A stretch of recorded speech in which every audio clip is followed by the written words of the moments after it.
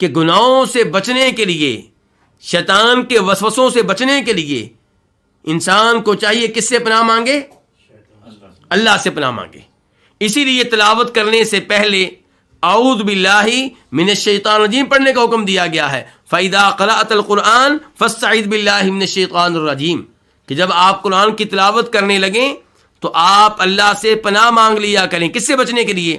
شیطان مردود سے بچنے کے لیے. کیونکہ جو ہی آپ تلاوت کا آغاز کریں گے شیطان آپ پہ حملے کرے گا، وسوسے ڈالے گا، آپ کو یاد کروائے گا کہ ابھی تو آپ نے فلاں کو فون کرنا تھا، ابھی تو آپ نے بچوں کا یہ کام کرنا ہے، ابھی تو آپ کے دوست کا یہ کام ہے. اس کی کوشش ہوگی کہ آپ تلاوت ترک کر دیں.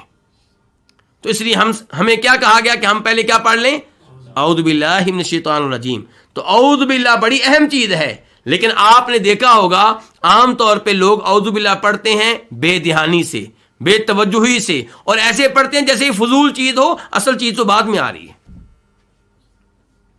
حالانکہ اعوذ باللہ من الشیطان الرجیم نہایت اہمیت رکھتی ہے اس لحاظ سے کہ آپ جو عظیم کام کرنے جا رہے ہیں شیطان نے اس سے آپ کو روکنا ہے، رکاوٹیں کھڑی کرنی ہیں، اور آپ نے شیطان سے اپنے آپ کو بچانے کے لیے اپنے آپ کو اللہ کی پناہ میں دینا ہے. تو آپ درخواست کے انداز میں، منت کے انداز میں، دعا کے انداز میں پڑھیں اعوذ باللہ من الشیطان الرجیم.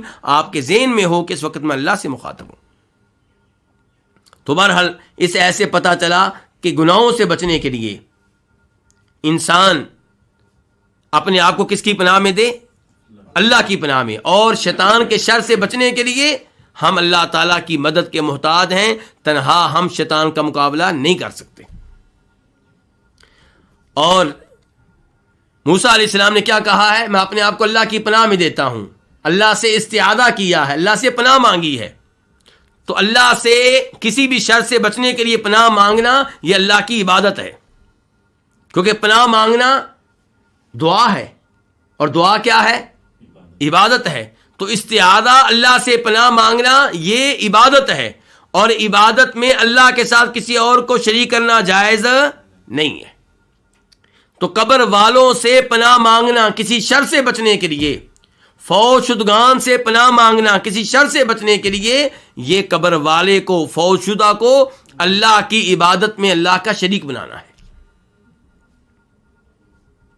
اور اللہ تعالیٰ فرماتے ہیں کہ یہ کام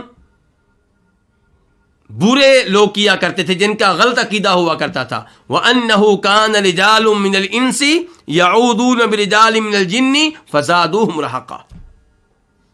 کئی انسان کئی جنوں سے پناہ مانگا کرتے تھے، اور اس آیت کی تفسیر میں آیا ہے جس کی ابھی میں نے تلاوت کی ہے کہ جب اسلام نہیں آیا تھا وہ لوگ سفر کرتے، کسی جنگل سے گزرتے تو اونچی آواز سے کہتے کہ جو اس جنگل کا سربراہ ہے، یعنی کہ جنوں میں سے، ہم اپنے آپ کو اس کی پناہ میں دیتے ہیں. تو یہ شرکی عقیدہ ہے، یہ غلط عقیدہ ہے. اور وہ لوگ، بات سے بات نکلتی ہے تو میں عقیدہ واضح کر دوں، وہ لوگ جو جنوں کو استعمال کرتے ہیں انہیں یہ بات ذہن میں رکھنی چاہیے کہ جن آپ کے کام تب آتے ہیں جب آپ ان جنوں کو راضی کریں گے. اور وہ کب راضی ہوں گے آپ کے اوپر؟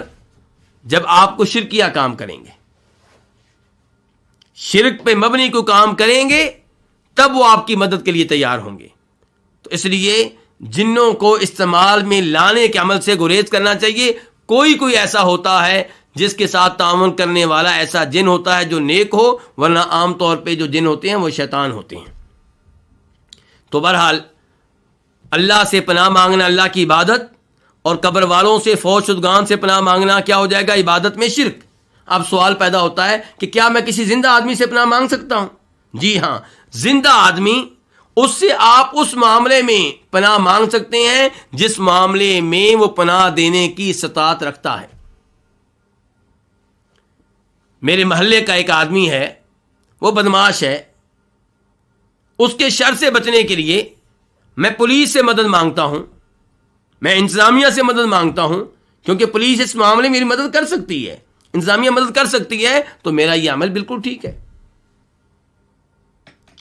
لیکن روز قیامت اللہ کے عذاب سے بچنے کے لیے میں اگر کسی زندہ آدمی سے پناہ مانگوں، کسی زندہ پیر سے پناہ مانگوں تو کیا یہ چیز اس کے بس میں ہے؟ اس کے بس میں نہیں ہے، تو یہ عمل غلط ہو جائے گا۔ تو بہرحال ان معاملات میں احتیاط کرنی چاہیے۔ یہ پناہ مانگنا، یہ مدد مانگنا، ان امور میں بہت سے لوگ عقیدہ توحید سے نکل کر عقیدہ شرک میں داخل ہو جاتے ہیں۔